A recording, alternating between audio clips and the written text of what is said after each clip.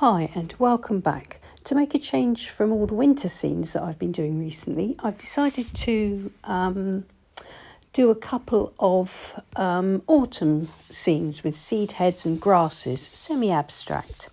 I've just done one for Patreon and now I'll do another one for YouTube in a very similar vein. I'm using Saunders Waterford cold pressed paper. It's taped to my board and my board's at an angle of 45 degrees so that the paint will run and gravity will help me paint. I've just used a misting spray, the type that hairdressers use, to wet my page instead of brushing the water on. I want to have a more sort of random application of water so that I can get a more random patchy background so that I can paint a sort of a sky and the impression of my grasses and seed heads. So I'm using a limited palette as usual. This time I'm using ultramarine blue and cerulean blue, mixing them together to create these lovely sky colours, and scrubbing the paint in using my latest synthetic brush. It's a synthetic mop and it's by Da Vinci. It's a spin, it's a number 5 and it's a lovely brush.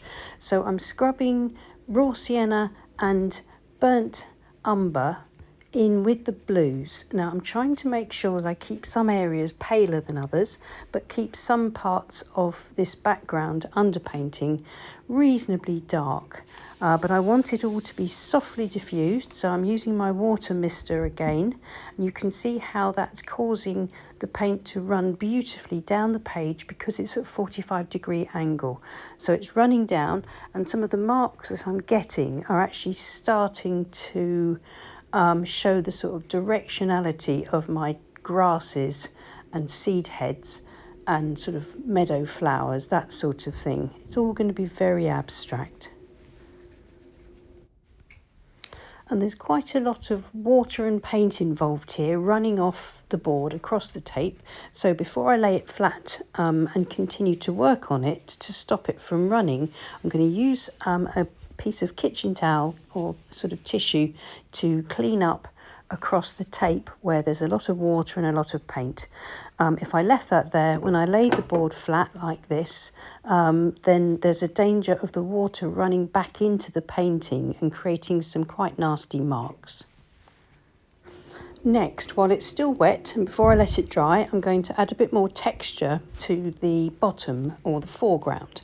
So I'm just spattering in some inky consistency, nice wet raw sienna, and then a mixture of the ultramarine and the burnt umber to get a few darker splashes, which, as you can see, are beginning to diffuse gently into the wet paint at the bottom, but they'll just help to add texture. Now the next thing I want to do to add texture is to wait until the sheen has almost gone off of my paper. So what that means is that it's damp, not soaking wet and not dry. It's in that halfway position between wet and dry. Otherwise it won't work. I'm going to use salt, ordinary table salt, and sprinkle some on. If you use it when it's too wet, it'll just dissolve and make a bit of a mess and not make nice effects. When it's dry, it won't have any effect. So just wait until your paint is just damp, sprinkle it on, and the salt then pushes away the water, and so that you end up with these tiny little and larger shapes and blossoms and little blooms and patterns that can end up looking like seed heads and flowers and all those sorts of effects. Now I need to wait for it to dry, but I think I'm going to do one more thing. I think I'm going to get in a little bit more directionality for my stems, for my grasses and things like that.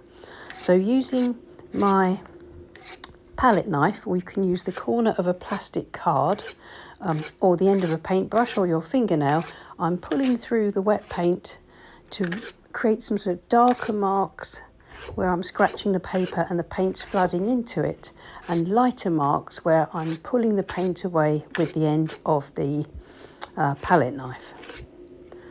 I'm going to try not to overdo this, but just to get enough texture which should just soften back a little bit as the paint dries. So now I shall wait for it to dry completely. So here it is, it's nice and dry, and I have brushed off any remaining salt, and you can see it's left some lovely patterns. In some parts the salt has dissolved, but in other parts it's just resting on the surface of the paint, so I could brush it off into a bin, and I'm left with these really lovely patterns. I'm very pleased with the way it looks. If I just zoom in a little bit closer, I can show you what I mean. You can see where I've got all these lovely pale, almost back to the white of the paper marks, which look like little seed heads and blossoms and grasses and maybe little flowers, that sort of thing, creating this lovely soft semi-abstract background. So now I'm going to paint on just a few sort of grasses and leaves and stems. I think I'm going to keep this quite simple and not put any flower heads into this painting. But if you're interested in something similar to this with cow parsley flower heads, then please take a look at my Patreon, where there's an exclusive Patreon video there similar to this but with some flower heads rather than grasses. The link is in the description below. So I've mixed up, to start with, a kind of just slightly darkened version of the raw sienna. So I've added a little tiny bit of burnt umber to it. And I've put in some stronger stems carefully with, it's my Pro Art size small sword liner. Now it's got a long sort of whippy brush head, and you can see it holds a lot of paint, so I've been able to put in the stems, and then by dancing the paint from the tip of the brush, which is quite springy, I'm getting these kind of quite fresh sort of like grass seed effects. Hopefully if I can put them in little groups on and around the stem. Now I'm going to continue to build up a few grasses across the page in this exactly the same way. So pulling up a stem,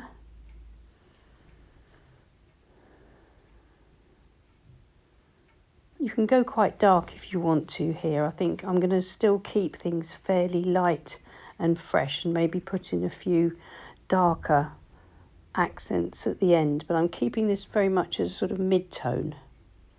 So you can see that just pulling up little sections of these like little wiggly dots and lines and things together. So they're, as I say, like these little grass seeds or reed flowers, that sort of thing. It's something in nothing really. It's to build up this kind of an effect. You could obviously do this with reference photographs, so that you are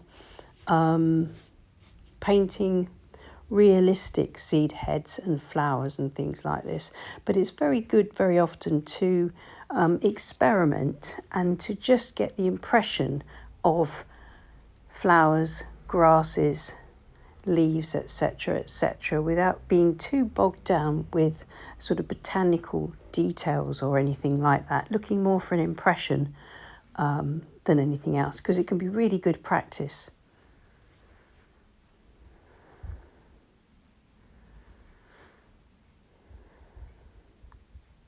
So I keep looking at my painting and looking at areas where I think these grass heads would look the best, but without covering up my beautiful marks and texture that was created by the salt, the spatter and the wet in wet wash and the water spray, which has given me such lovely effects. Now I've moved on to my small calligraphy brush, and you could use a small calligraphy brush or a small round brush with a good point for this. And I'm afraid my hand's in the way, but what I'm doing is I'm flicking the brush into these little shapes, which again, they could be little leaves, or it could be something like oats or barley seed heads on the top of these sort of like cereal crop stalks. something and nothing again. As I say, just building and working across the painting so that I'm not completely obscuring the background and all the effects, but hopefully just enhancing it here and there to create this kind of pretty semi-abstract sort of tangle of grasses and seed heads.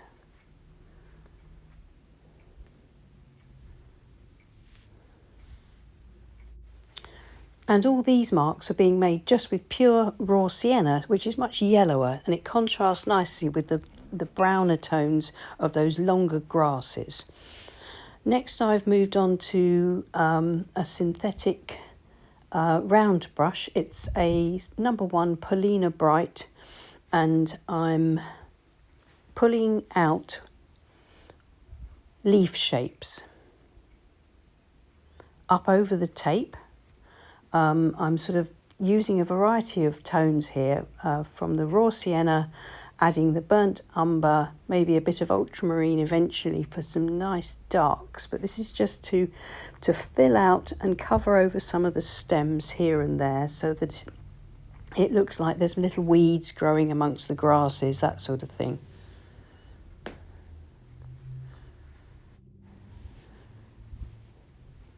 So this is now that richer mixture, including the ultramarine blue along with the burnt umber and a bit of raw sienna. So I get this nice, almost black colour, but it's all still harmonious because I'm adding detail with exactly the same colours that I used to paint the background, and that helps to keep this nice balance of hues across the entire painting.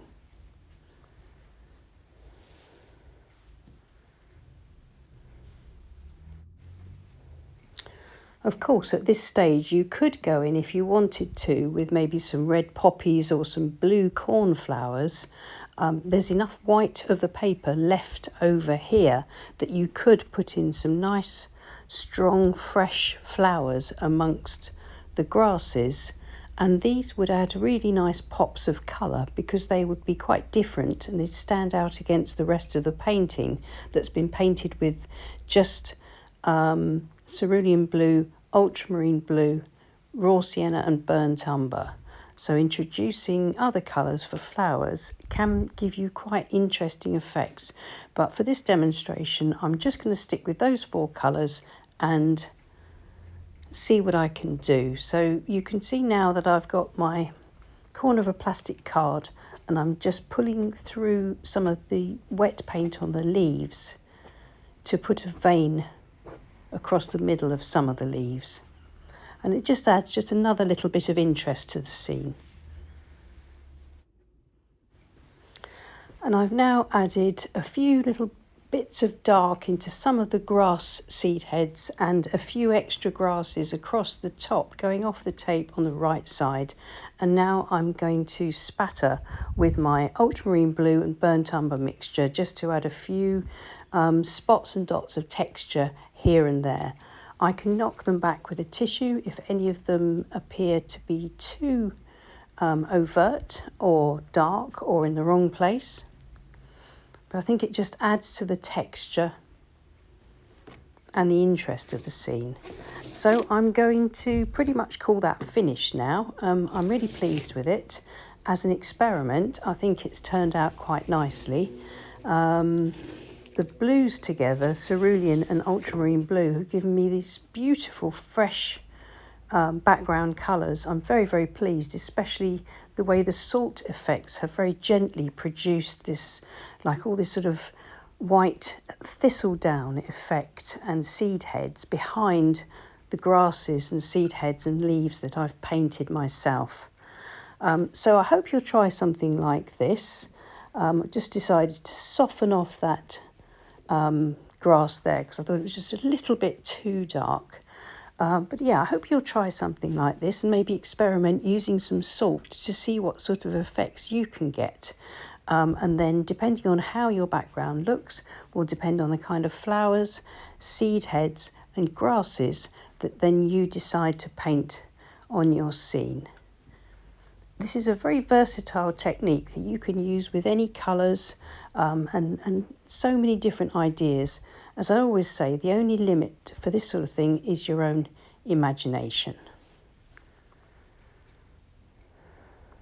So I've just added in another sort of stem of dried grass using my raw sienna between those two darker grasses. I just think it needed just that last finishing touch there. So thank you so much for watching. I hope it was helpful. Please give us a like if you enjoyed the video and subscribe to my channel if you haven't already. And if you click on the bell icon, you should be notified whenever I post, which is sort of 2 to 3 times a week. Thanks so much, and thank you to my lovely Patreon group who support this channel. And I'll see you soon, and happy painting. Bye.